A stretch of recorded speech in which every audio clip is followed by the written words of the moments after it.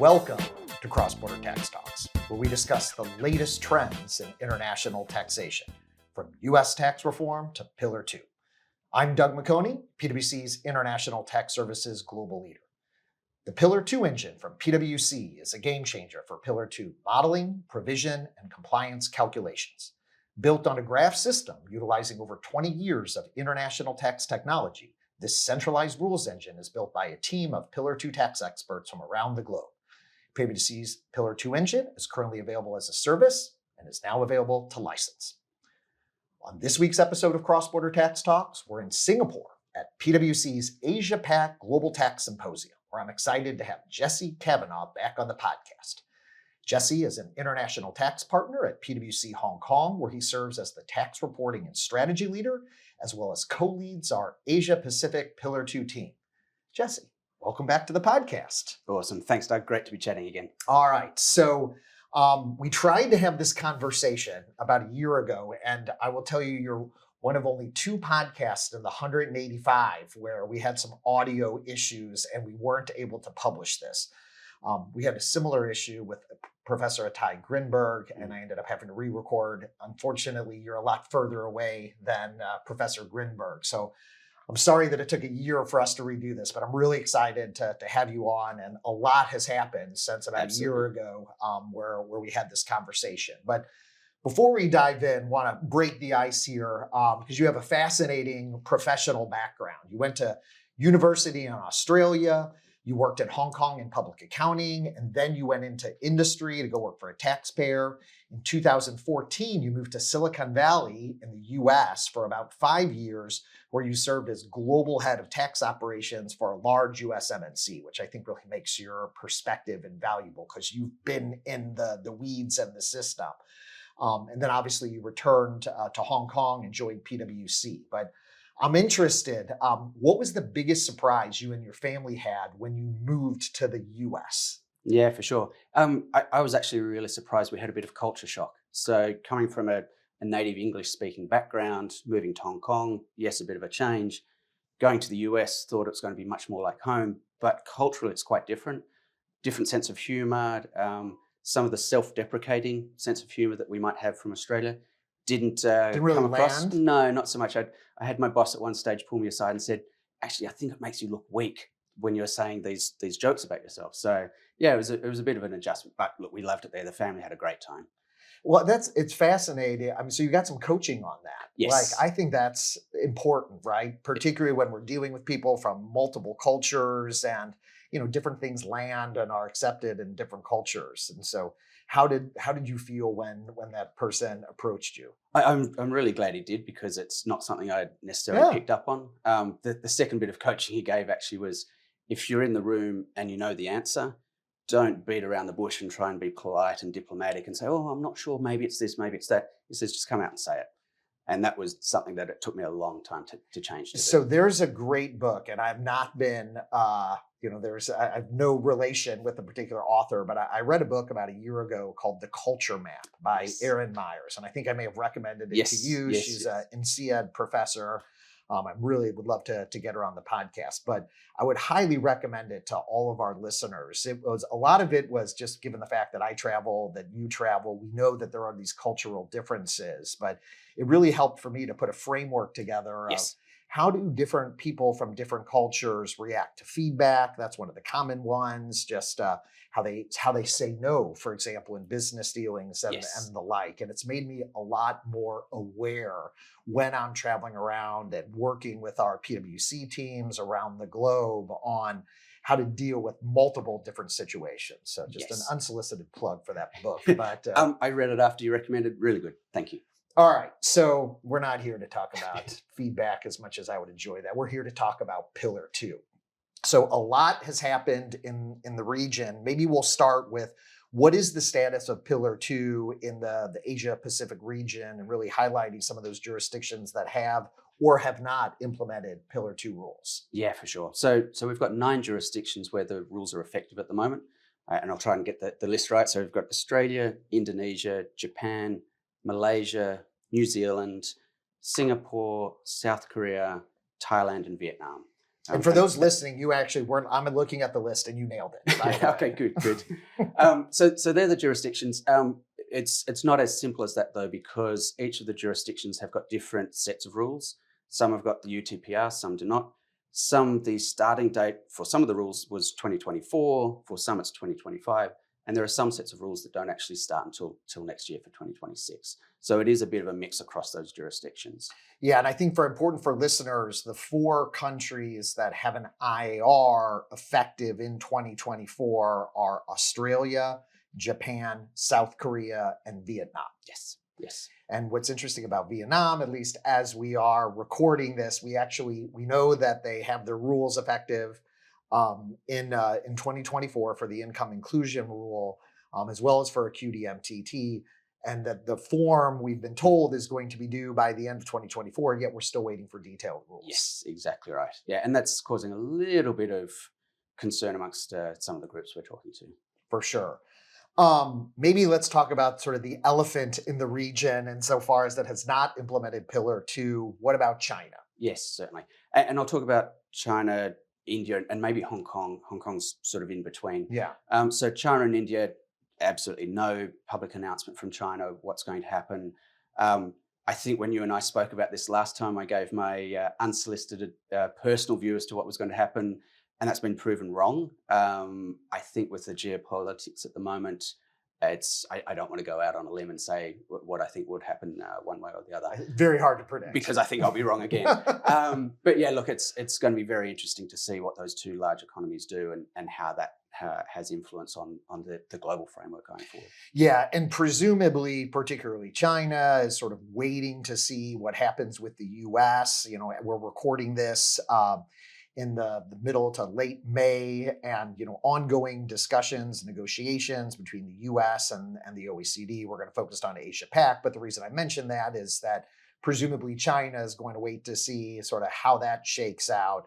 If there is a permanent UTPR safe harbor granted to the U.S., how does the OECD word that? Yep. Could it potentially apply to China Yes. and other jurisdictions? I mean, who knows? Just a lot of uncertainty. Yes, agree. And I think when we did speak last time, I was talking about the uncertainty for China applying at all because of the global environment, and that's just been exacerbated now. So what about Hong Kong? Yeah, so Hong Kong, as you mentioned, the date we're recording this, Hong Kong has not substantially enacted the legislation yet, but there's a very good chance that will happen in a week's time.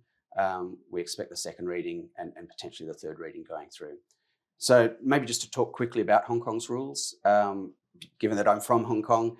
So the rules are almost word for word exactly the same as the OECD in many instances, which is really nice. A lot of certainty, a lot of comfort for groups, for taxpayers. Including administrative guidance? Including administrative guidance, and refers to administrative guidance specifically. And so it calls out each individual administrative guidance, including the most recent January 2025 guidance. There are some differences, both in deliberate wording, and I think we'll find some differences in interpretation locally as well, as we'd expect in many jurisdictions. Couple of maybe 3 of the points that stand out for me. So the first is there is a general anti-avoidance rule in Hong Kong's domestic law, which specifically applies to Pillar 2. And I know a number of jurisdictions are not taking that approach, but Hong Kong has done that. Okay. Secondly, for the QDMTT, or the Hong Kong domestic minimum tax, the HKMTT, it's called in Hong Kong. HKMTT. Another acronym into the game. All right. The financial data you need to use to start is the local accounting standard data, so not your group consolidated data. And that's going to cause some challenges. We can chat about that in a bit. And then third, there's the initial expansion exemption for the UTPR for small groups with less than 5 jurisdictions. That actually has been carried over in the HKMTT, in the domestic minimum tax, so that if your group is small like that, the Hong Kong domestic minimum tax also won't apply. And so that's doesn't apply to a ton of taxpayers, but we are finding some of the small groups that haven't expanded to a lot of jurisdictions may be able to take advantage of that in certain situations. So will Hong Kong implement, does that include a UTPR, or is it just the income inclusion rule and QDMTT? So at the moment, if the legislation passes as is, it will just be the income inclusion rule and the QDMTT. Or the HKMTT. Exactly, very good. The UTPR framework and rules and everything are there, but there is no effective date. And the government has said we're going to see what happens with what we do for UTPR. Yeah, and so we've seen the same with Singapore, right? So Singapore has implemented their income inclusion rule and QDMTT effective as of January 1st, 2025. I assume that'll be the same date for Hong Kong. Yes. And then interestingly, they have not done a UTPR. And I'm finding this, it seems like it might be a trend, right? Where given all the issues with the UTPR and particularly some of the threats that the US has made with sections 891 and 899, I did a whole separate podcast on that with Tom Patton if people are interested in that. But it does seem that a number of jurisdictions, as they're bringing their rules in, are now like, well, let's hold off on the UTPR because the UTPR has been the focus of the Trump administration and Treasury. And so it does seem that tax policymakers are well aware of this and maybe kind of waiting to see how things shake out so that they don't end up with any sort of missiles fired, so to speak, with respect to implementing the UTPR. Yes. So I think the latest two sort of updates in that space for Asia found it very interesting that Japan's rules did bring in the UTPR even after some of the initial noise. Great point. That was just within the last month or so. Yeah, I'll be interested now that 899 specifically mentions the UTPR, again, whether there are any changes to that. And then Hong Kong's obviously going to be the next cab on the rank once the rules come in, hopefully in a week's time. And I will note that Japan's UTPR, I believe, is effective April 1st, 2026. That's my understanding, yes. Presumably it does give them some time to see what happens. But I agree, I was a little surprised that Japan moved forward with the UTPR, given all of the noise in the system with the US. Yes. How are taxpayers in the region dealing with the uncertainty of some of these rules and waiting for announcements and the final rules?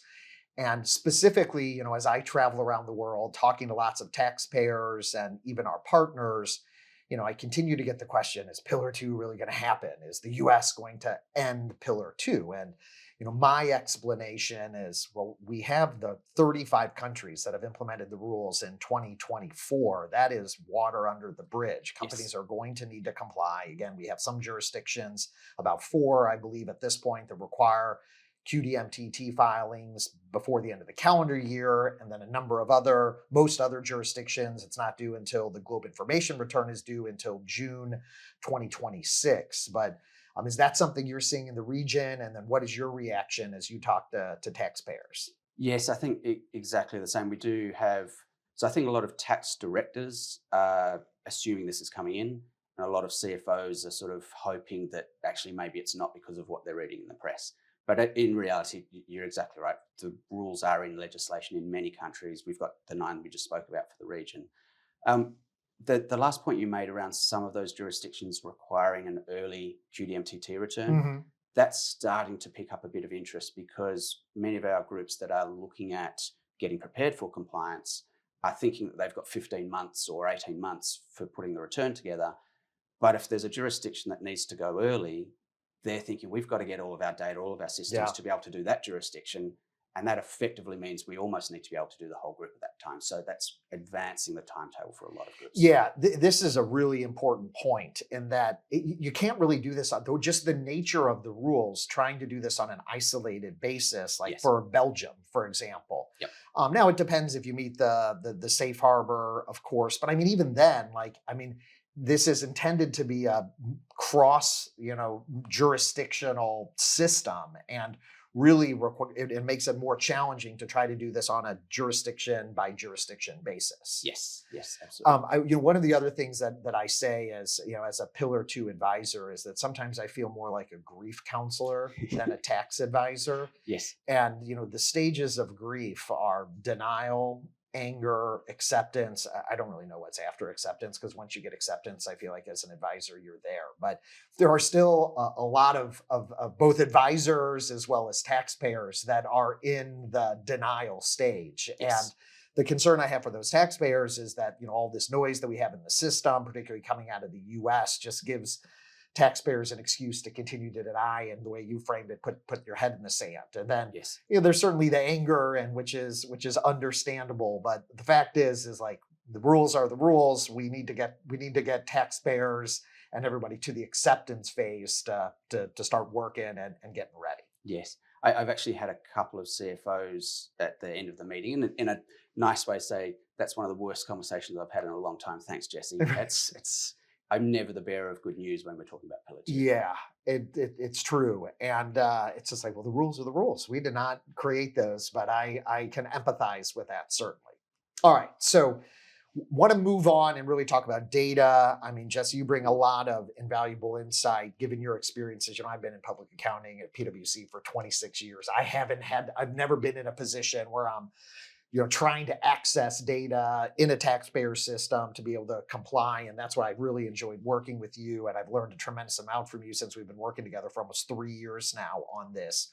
But one of the things that I'm seeing as I talk to taxpayers, as well as technologists and technology providers, is the lack of understanding of the difference between a Pillar 2 data strategy and a Pillar 2 calculation and compliance strategy. Yes. Is this something you're seeing in the region, and how do you explain that to taxpayers? Yes, absolutely. I think every taxpayer would love the idea of a single tool that does it all, but they're two quite different functions.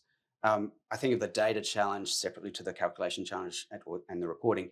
The data challenge, how do you get the data from so many different sources across all of your entities, bring it together, make manual adjustments, bring in stuff that isn't in your financial systems, and have that all ready together to be staged, ready to do the calculations. And we can talk a little bit around what we're seeing groups do for that. But to me, that's a very different function to then how do you run technical calculations which require different rule sets for every jurisdiction that's got different rules. We talked about some of the differences for Hong Kong as an example. And then being able to spit out the reporting, the XML schema, etc. Excuse me.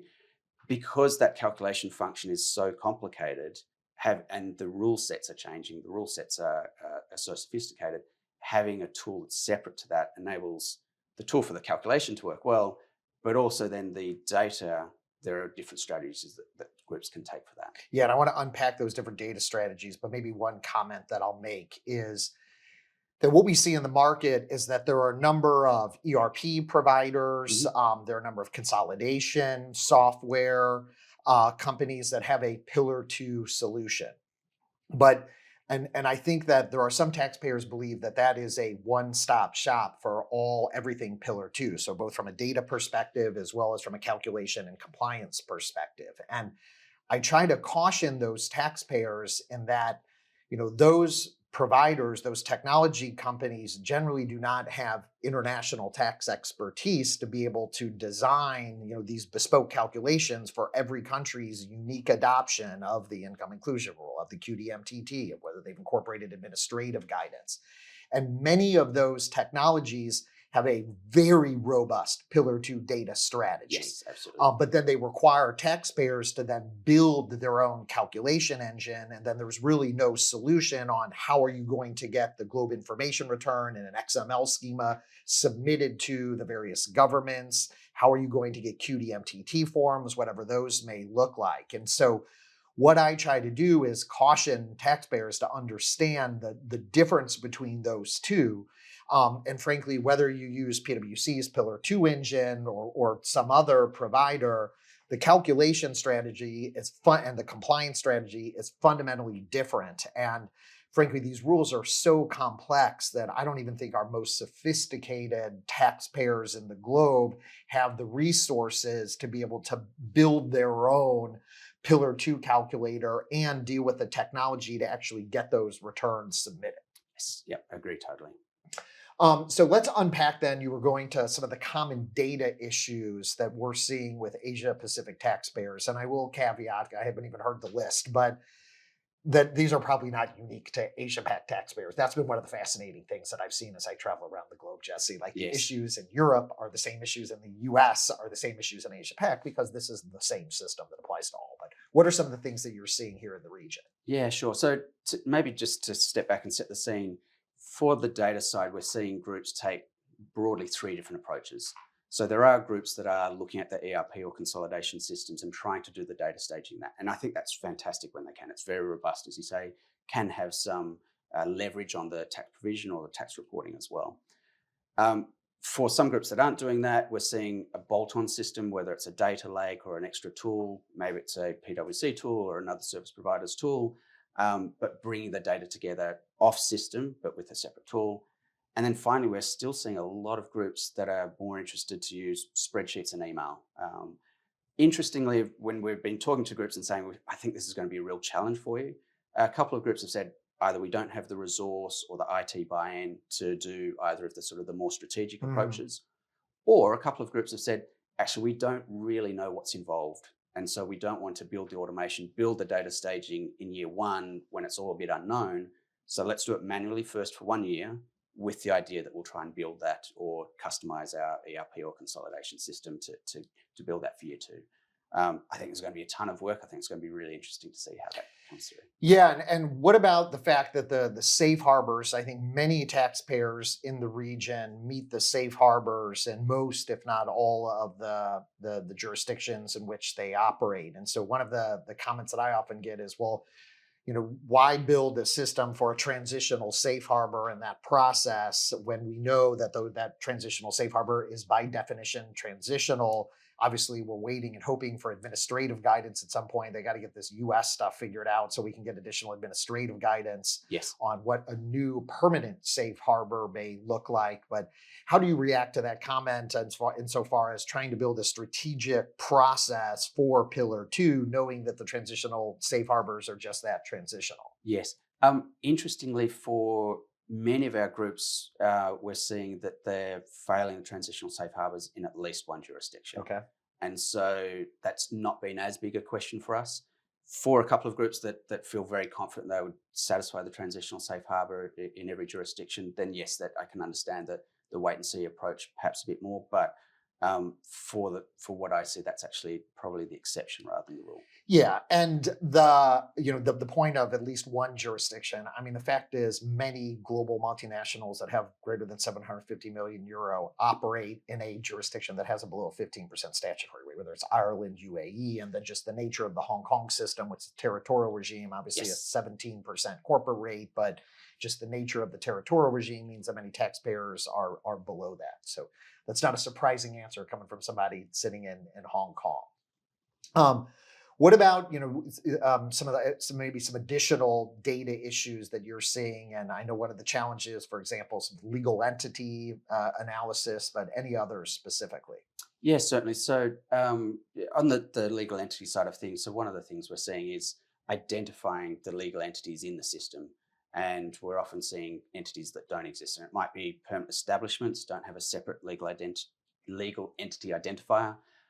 We're also seeing sub-consolidation being a big issue, particularly for some of the conglomerates in Asia, where the sub-businesses will do a roll-up consolidation, and each of those consolidations then come into the top consolidation, but it's at a subgroup level. And so if you're trying to take the data from your top consolidation system, you just don't have the entity granularity. Also, with one group we're just working with, a bunch of entities that weren't in the system because they're not material. Mm-hmm. So yeah, you think, okay, they're not material, doesn't matter so much, but if you get the compliance right, you've got to have them in, and that means it's manual work to do that. Yeah, that's something I think we talked about on our very first podcast, I think 2 years ago at this point, and sometimes I think gets lost is there's no materiality threshold. And for financial accounting standard reporting, obviously there is. And so there's some additional diligence that needs to be done with respect to those immaterial entities. They need to be included on ultimately the Globe Information Return in any Pillar 2 filings. Yes. What are some other common practical and technical issues that you're seeing? Yeah, sure. So maybe one that's coming up, I think, a bit for Asia, particularly for Hong Kong and Singapore, relates to the data.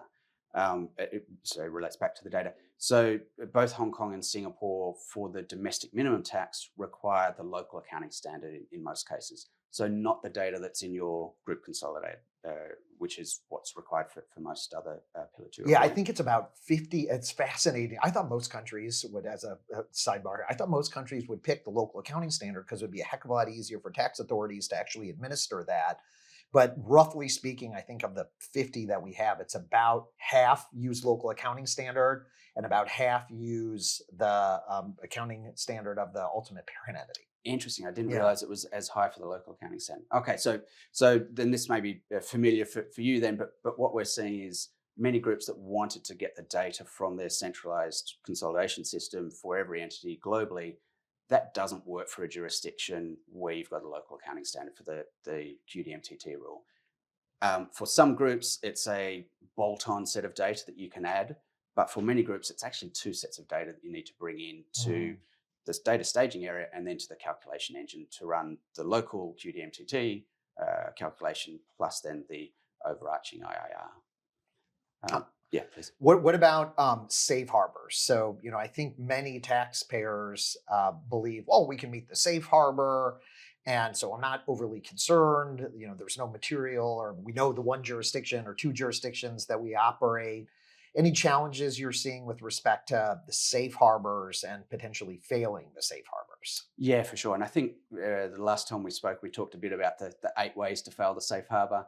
And we're seeing a couple of those really come in now. So I think initially some groups may have glossed over this and sort of assumed, yes, we've got a qualifying C by C. Yes, we qualify for everything else.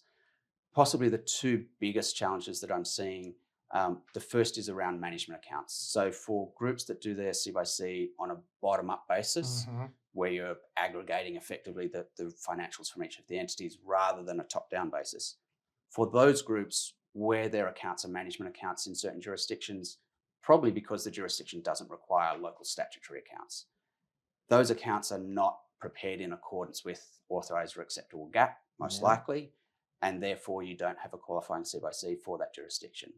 And as groups are looking into that, they're finding that there are more and more jurisdictions where that's the case. Yes. So that is a bit of a concern to some of our groups. The second one, the hybrid arbitrage rules. So intragroup lending can definitely be picked up on that. And I assume there's a lot more with the US check the box rules that apply for some of the hybrid arbitrage arrangements. In Asia, the main item that we're seeing is on the intragroup lending. And again, because it applies in some unexpected situations, that's causing some unexpected results for taxpayers as well. Yeah, that is just a really important point. And what I think that the way many taxpayers and frankly advisors sort of think about these hybrid arbitrage arrangements, believe that, well, there must have been some intent to do some sort of tax arbitrage or planning. And what I've seen in practice is that there are a number of taxpayers that did not, there's no tax planning involved. They end up having some sort of instrument that is debt for tax purposes and equity for book purposes or vice versa. There was no sort of nefarious intentions to try to base erode a particular jurisdiction, but it just exists and you have to do the analysis. From a Pillar 2 perspective, both understanding what the differences are and then whether you need to deal with that.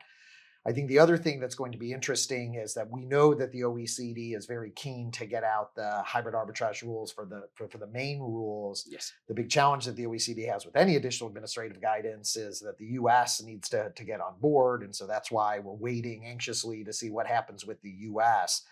But I think that's going to add additional complexity for those taxpayers that need to do that, that don't meet the safe harbor, need to do the full analysis. Yes. So for one of the groups we were working with, they'd done their very detailed calculation for financial reporting purposes. And then when we asked about the hybrid arbitrage rules, the schedule that they had to produce with all the bilateral lending relationships within the group, it was huge. There was so much analysis to do on that. And one of the things that I think is common, relatively speaking, in Hong Kong is interest-free debt. I mean, frankly, not just in Hong Kong, but really across the region. How does that impact the potential analysis? Yeah, that's an unfortunate one. I think in the past, interest-free debt was semi-accepted, so it may not be arm's length, but if it was going to be offshore anyway, then there wasn't really any harm done if you had interest-free debt. Going forward under Pillar 2, that doesn't work. And so we are seeing a lot of groups that are having to revisit their capital structure because the flexibility you get with interest-free debt, and it wasn't put in place for tax reasons, it was Right. put in place for flexibility around liquidity and repatriating funds. But a lot of groups are having to revisit that and make changes that are costly and tying up their capital structure in some cases. And maybe remind listeners why interest-free debt is an Yes. issue for Pillar 2 purposes. Sorry, thank you. Yes. So because the rules for Pillar 2 require transactions to be priced at arm's length, and interest-free debt in many cases is probably not arm's length. Yeah. So, I mean, effectively it requires, like if you don't change the note and you keep interest-free debt, you still effectively have to do the transfer pricing analysis to determine what's the appropriate interest rate for Pillar 2 purposes. And I think maybe what you're saying is that, well, if you're going to do that analysis, why not just change the nature of the instrument and actually either capitalize it, treat it as equity, or put in an arm's length interest rate? Exactly. Because if you don't, and just to flesh that out a bit more, if you don't do that and you have a deemed interest under the arm's length arrangement for Pillar 2, that deemed interest obviously has no local tax. Right. And so you've just created income with zero effective tax rate. And that is, I think, a really important point. And I'm going to ask you one other point about the hybrid, but that these kind of little nuances can cause a taxpayer to ultimately fail the safe harbor, right? Because Yes. it's 15, 16, 17 as we move forward from 2024, 2025. So we're currently at 16, and then 2026, it's at 17. Those adjustments, and that's often one of many, Yes. can cause a taxpayer to fail the transitional safe harbor. And that's a concern that I have for many taxpayers that sort of take for granted, oh, we operate in a higher tax jurisdiction, we can meet the safe harbor. And then once you kind of dig in, it's like, uh-oh. The other one that I've seen a lot around the globe is purchase price accounting, and how that gets booked and whether that gets pushed down. What is that? How how that impacts the qualifying country by country report? Maybe talk Yes. a little bit about that and what you're seeing. Yeah, sure. So one of the conditions to have the qualifying C by C and be able to use the transitional safe harbors is if you do have purchase price accounting, there are some requirements around adjustments that you need to make. If those purchase price accounting adjustments have been pushed down to the financials that are used. Thankfully for me, most of the groups we're dealing with, they don't push down their purchase price accounting, and so it is kept at top side, and so that hasn't been as big an issue. But for the one or two groups that have it, it's requiring a lot of rework to go back, to trace, to find, to work out what adjustments are made. Is there any goodwill amortization that goes through, or impairment on goodwill, and tracing all that and making adjustments to that? There's a fair bit of work there. Yeah, and those can if you don't make the adjustments appropriately, or even after you do make the adjustments, can have a very significant swing, right? Yes, On yes. whether on what your Pillar 2 rate is and whether you meet the transitional safe harbor. I think that's just a really important point for taxpayers. It is just one of the many things that we've been talking about here of complexities and why taxpayers need to start early. Yes. I want to end here with, because one of the things, Jesse, that I find very fascinating, particularly about your practice in Hong Kong, is you get to work with a variety of different industries. So maybe just in like one or two statements, just what are some things that you're seeing from an industry perspective? And maybe I'll start with shipping, because that's got its own separate set of rules. We're not going to dive into that, but obviously a number of taxpayers based in Hong Kong and really in the region, Singapore, elsewhere, Japan, that do a lot of shipping. What are you seeing there? Yeah, sure. So for shipping, it started off sounding great because shipping's got an exemption. So Right. everyone thinks, okay, awesome. But the real complexity comes with bifurcating the exempt versus the non-exempt. And there is a lot of complexity around the interpretation of the rules, but also then the data. How do you separate that out? How do you do the right allocations? Little bit around mobile assets and mobile employees, maybe not to the same extent, but definitely it's the allocations of what's in and what's out of that exemption. Yeah, and I mean, I think one of the things that many taxpayers want is just more guidance. And I question whether, if all this US stuff settles, however it may settle, and new administrative guidance comes out, I question whether shipping is going to be at the top of that list, given all the other complexities. But I certainly know that industry would prefer some additional guidance to help clarify some of those issues. Yes. What about the airlines? Another industry that would love some additional guidance, and probably some, I don't want to say preferential guidance, but some guidance that would bring things back to what I would say would be a level playing field. So a big issue for airlines is mobile employees and mobile assets, and the substance-based income exclusion. Can you get that for your planes that are flying all around the world because they're not in the location of the entity? Capital intensive business. Like you would Yes. think that the intention of those rules is you would get credit for all that capital, but it's flying all over the globe. Exactly right. Second issue for airlines is a lot operate in branch structures. And how do you allocate the income and the taxes from the head office or the main entity to the branches, particularly when a number of those branches, the local tax rules tax airlines on a different basis. So it's not your standard sort of profits tax type approach or income tax approach. It might be a deemed profit approach or a share of revenue approach, et cetera. And so having different allocation methods for the permanent establishments, that can be challenging. Yeah, and layering that on with whether you get the substance-based inclusion, where those assets, I can certainly see some complexities. And then finally, what about real estate? Real estate, so investment property is a problem. It was called out by the OECD to say we don't like investment property. We don't want groups being able to manipulate or go in and use spare cash to buy investment property and generate substance in a jurisdiction where it's in their view maybe not. That doesn't work though for a business where your business is investment property or development. Right. And so for those groups, not being able to get the substance-based income exclusion is problematic. We are also seeing for some groups from an accounting and Pillar 2 interplay a bit of an issue where if you account for your property at modified cost versus if you account for it at fair value, you can get very different results in Pillar 2, particularly on a subsequent disposal. And we do see some groups where the local accounting uses one method or one approach, whereas the group accounting uses a separate approach. And so when you throw in the complexity of does your jurisdiction require local accounting rules or the consolidated rules?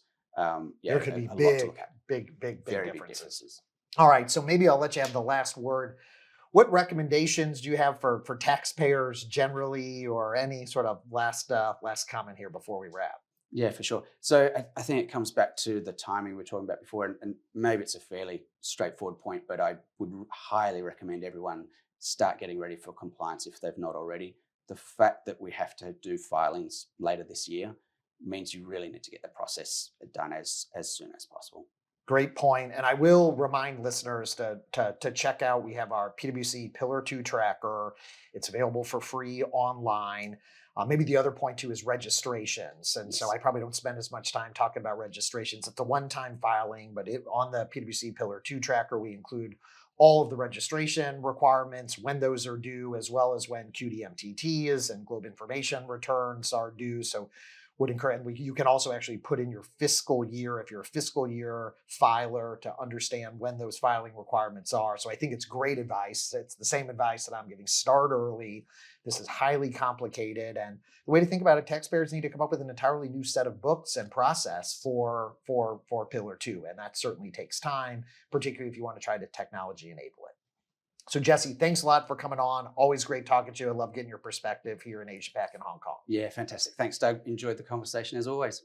So thanks for tuning in to this week's episode of Cross-Border Tax Talks. Thank you, Jesse Kavanaugh, PwC Hong Kong International Tax Partner and Pillar 2 Asia-Pacific Co-Leader.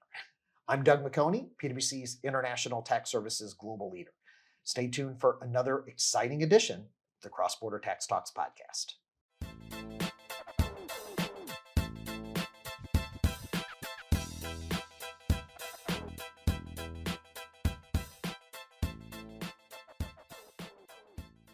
This podcast is brought to you by PwC, all rights reserved. PwC refers to the U.S. member firm or one of its subsidiaries or affiliates and may sometimes refer to the PwC network. Each member firm is a separate legal entity. Please see www.pwc.com/structure for further details. This podcast is for general information purposes only and should not be used as a substitute for consultation with professional advisors.